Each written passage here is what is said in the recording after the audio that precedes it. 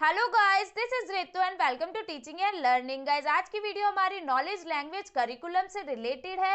इस वीडियो में हम हमारे most important question Indian and western philosophy के बीच में डिफरेंस करना देखेंगे। ये क्वेश्चन लॉन्ग और शॉर्ट दोनों के लिए ही इंपॉर्टेंट है।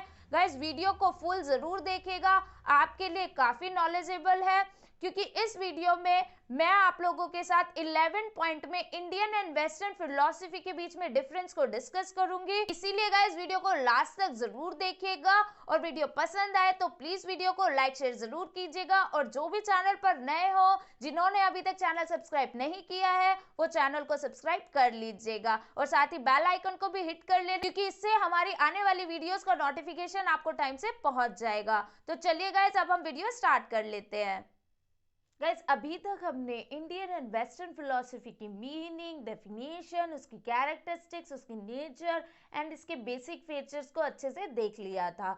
उन वाली वीडियोस का लिंक डिस्क्रिप्शन बॉक्स में, जिसने नहीं देखी है वो वहां जाकर देख सकते हैं। और आज की वीडियो में हम इंडियन एंड वेस्टर्न फिलोसफी के बीच में डिफरेंस को देखेंगे। ये बहुत ही इंपॉर्टेंट क्वेश्चन है गाइस, एग्जाम में आता ही आता है। गाइस, ये डिफरेंशिएट हिंदी में तो यहाँ पर राइट है और इंग्लिश वाले स्टूडेंट को ये पीडीएफ फॉर्म में डिस्क्रिप्शन बॉक्स में मिल जाएगा, तो वो वहां से डाउनलोड कर सकते हैं और यहाँ उसको समझ सकते हैं। ठीक है, मैंने जितने भी डिफरेंशिएट किए हैं गाइस, उन सभी के हिंदी के मैटर तो बोर्ड पर राइट होते हैं और इंग्लिश के मैटर आपको पीडीएफ फॉर्म में डिस्क्रिप्शन बॉक्स में मिल जाएंगे, चाहे वो कोई भी डिफरेंशिएट हो। और मैंने हमेशा बोला है कि कभी भी डिफरेंस करने के लिए आए तो आप हमेशा बेसिस के बिहाफ पर डिफरेंस करेंगे तो एग्जामिनर पर उसका इम्पैक्ट ज्यादा अच्छा होगा।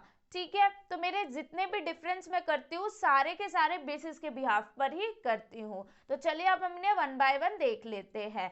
सो पहला डिफरेंस हमने किया है शाब्दिक अर्थ के आधार पर। जिन्होंने मेरी पहले की वीडियोस देखी है इंडियन एंड वेस्टर्न फिलोसफी की, उन्हें पता ही है कि भारतीय दर्शन दृश्य धातु से बना है, जिसका अर्थ होता है देखना। वेस्टर्न फिलोसफी में फिलोस शब्द की रचना जो है फिलोस धन सोफिया से हुई है। ये ग्रीक वर्ड है फिलोसफी।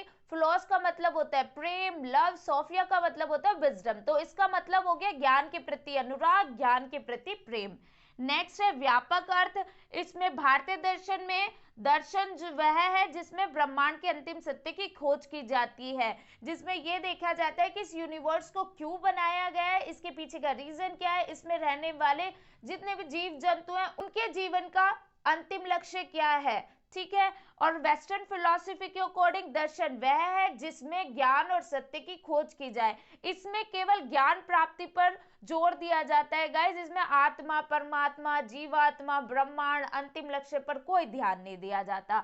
नेक्स्ट है दृष्टिकोण। भारतीय दर्शन का जो दृष्टिकोण है वह धार्मिक है, वो पूजा पाठ, आत्मा, परमात्मा, जीवात्मा इनकी तरफ ज्यादा झुका हुआ है। और पाश्चात्य दर्शन का दृष्टिकोण वैज्ञानिक है, ये किसी भी चीज के पीछे का पहले प्रूफ निकालते हैं, साइंटिफिक रीजन निकालते हैं, उसके बाद उसे ज्ञान की श्रेणी में रखकर दर्शन में जगह देते हैं। नेक्स्ट आ जाता है महत्व। भारतीय दर्शन में आत्मा को महत्व दिया जाता है गाइस। इसमें बोला जाता है कि आत्मा सर्वोपरि है, ये जो हमारा शरीर है वो बेकार है, आत्मा इसके लिए बहुत जरूरी है, खाली शरीर का हम कुछ नहीं कर सकते हैं आत्मा के बिना। और वेस्टर्न फिलोसफी के अकॉर्डिंग शरीर ज्यादा इंपॉर्टेंट है, अगर हमारा शरीर ही काम नहीं करेगा तो इस आत्मा का हम करेंगे क्या। नेक्स्ट आ जाता है अध्ययन। गाइस, भारतीय दर्शन में संश्लेषणात्मक अध्ययन किया जाता है किसी भी चीज का, और पाश्चात्य दर्शन में विश्लेषणात्मक तरीके से अध्ययन किया जाता है किसी भी चीज का। संश्लेषणात्मक का मतलब होता है जब छोटी छोटी चीजों को इकट्ठा कर कर हम एक साथ उनकी स्टडी करते हैं, और विश्लेषणात्मक का मतलब होता है जब हम चीजों को छोटे छोटे भागों में बांटकर उनका अलग अलग बहुत ही छोटे छोटे स्टेप्स में अध्ययन करते, स्टडी करते हैं। नेक्स्ट आ जाता है ज्ञान प्राप्ति का स्रोत। तो भारतीय दर्शन के अकॉर्डिंग आत्म अनुभूति, आध्यात्मिक अनुभूति, परम तत्व, ये हमारे ज्ञान प्राप्ति के स्रोत है। परम तत्व से मतलब यहाँ पर है भगवान के बारे में जानने से है, ईश्वर के बारे में जानने से। हम जितना ईश्वर के बारे में जानेंगे, जितना आत्मा परमात्मा को जानेंगे, उतना ज्यादा हमें ज्ञान मिलता जाएगा। इसमें हमें परम तत्व के लिए जप, तप, योग, साधना ये सब करना जरूरी है, तभी हमें ज्ञान की प्राप्ति होगी। और पाश्चात्य दर्शन यानी कि वेस्टर्न फिलॉसफी में बुद्धि को केवल ज्ञान प्राप्ति का माध्यम माना है, बुद्धि को केवल ज्ञान प्राप्ति का स्रोत माना है। जो कुछ भी ज्ञान प्राप्त करते हैं वो केवल और केवल अपनी बुद्धि से करते हैं, इंटेलिजेंसी से करते हैं। नेक्स्ट पॉइंट है गाइस हमारा विषय वस्तु 7। भारतीय दर्शन में आत्मा, परमात्मा, स्वर्ग, नर्क, अमर तत्व, पुनर्जन्म, इन सबको अध्ययन का विषय माना जाता है। और वेस्टर्न फिलॉसफी में तत्व विश्लेषण को अध्ययन का विषय माना जाता है, ज्ञान प्राप्त करने को अध्ययन का विषय माना जाता है। देन नेक्स्ट पॉइंट है प्रकृति। भारतीय दर्शन की प्रकृति आध्यात्मिक है। इनके अकॉर्डिंग जितना हम परम तत्व के बारे में जानेंगे उतना ज्यादा ही हम ज्ञान प्राप्त करेंगे। और वेस्टर्न फिलॉसफी के अकॉर्डिंग जो इनकी प्रकृति है वो बौद्धिक है। इनके अकॉर्डिंग हम बुद्धि से ही सारा ज्ञान प्राप्त करते हैं, बुद्धि के अलावा हम किसी चीज से कोई ज्ञान प्राप्त करते नहीं है। आत्मा, परमात्मा, ये सब एक कोरी कल्पना है। नेक्स्ट पॉइंट है गाइस हमारा स्वरूप। इंडियन फिलॉसफी की जो प्रकृति है वो व्यवहारिक है और वेस्टर्न फिलॉसफी की प्रकृति सैद्धांतिक है।